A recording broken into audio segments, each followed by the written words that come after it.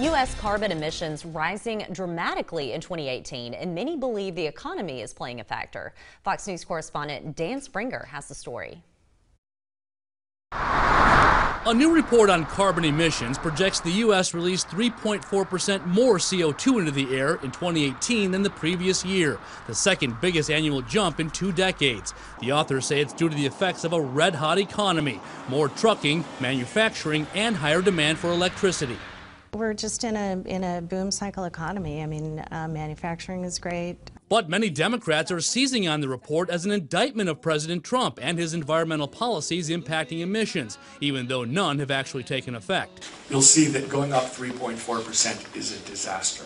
We have a president who has a policy of denying what's happening. The jump in emissions coincided with the closure of a near-record number of coal generators, replaced by cleaner natural gas. But environmentalists say that's not good enough, and the country needs a Green New Deal, an idea being championed by Democratic Congresswoman Alexandria Ocasio-Cortez. It calls for an end to gas vehicles and an all-renewable power grid. It's going to cost billions of dollars, but that's a cheaper investment than doing nothing right now, because doing nothing is the most costly strategy we have in front of us. Talk of a Green New Deal is creeping into the 2020 presidential race.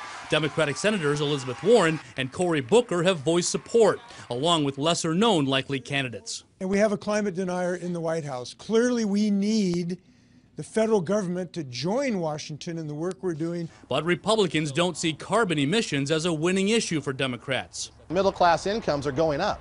And as those middle-class incomes go up, they're going to fly more, they're going to drive more, they're going to buy more merchandise, which is great for the economy again. Climate change traditionally ranks low on the list of issues for voters. In fact, in a poll taken just before last year's midterms, only 2% said it was the most important issue. But in the crowded field of Democrats in 2020, expect carbon to be king for some, and they'll have to hope the voters will follow. In Seattle, Dan Springer, Fox News.